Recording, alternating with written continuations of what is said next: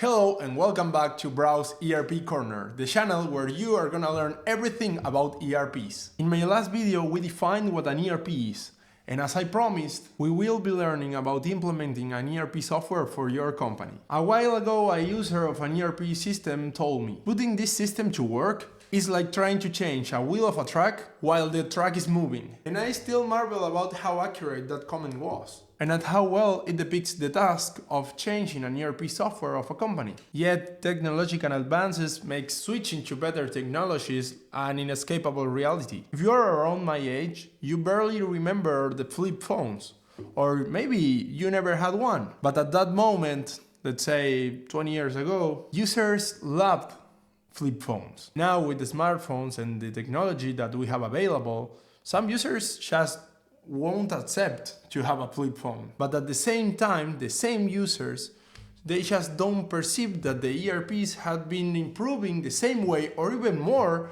than the cell phones. And the advances were the same or even better, as I said, than the smartphones. And when a company decides to upgrade their ERP technology, many times they just don't realize that they will use their new ERP for many years, typically from 5 to 10 years, even more in many cases, because switching ERP systems is perceived to be a cumbersome and disruptive process that no one wants to jump into. If they can avoid it, they will. Involving an organization in a process of change also means involving every person working for the company in that change. There's always some resistance to change to be expected, so everything should be as smooth as possible. Everyday activities go on, they don't slow down, so the workers have to keep up with the business, meanwhile the company undergoes in an open heart surgery. And then there's the fact that the companies change over time. The company that incorporated an ERP system 5 to 10 years ago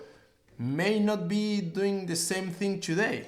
So their ERP should be recustomized or redeployed to suit it into their new reality. Modern technology has provided for that. The new generation of ERPs come with the ability to be self-extended or self-customized by the informed end users.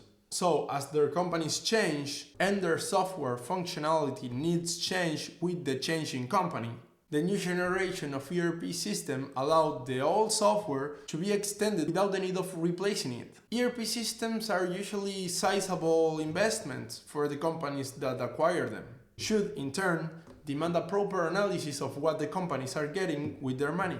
The devil is in the details, as the saying goes. Yet many of the cases of incorporation of a new ERP software end up with the wrong software selection, just because the purchasing company trusts the big brands not to provide a lemon software. They end up choosing a software from a big brand just because they trust them. And I'm sorry to say, but big brands know that, and they are taking advantage of it. In the ERP world, they don't put that much effort into providing the best solution. They just put all the bells and whistles that customers like to see, together with the trustworthiness that they have built over the years selling other types of software. The customer gets tied up with their ERPs. The customer invests, and when the person that took the decision realizes that they bought the wrong software, the company is too far invested into the implementation of that ERP.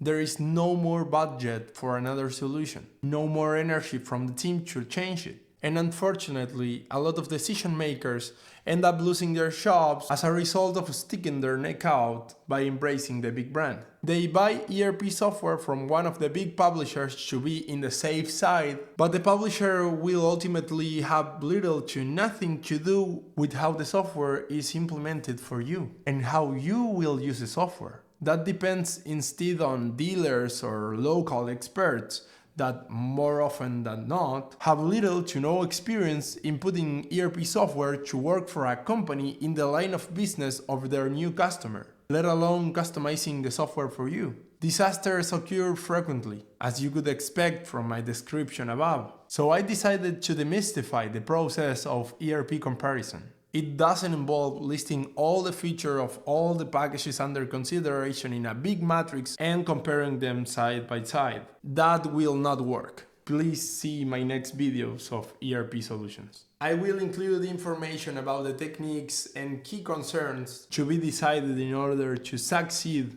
in the implementation of an ERP software package. This was Brau sharing my knowledge with you. Thanks for watching and have a great day.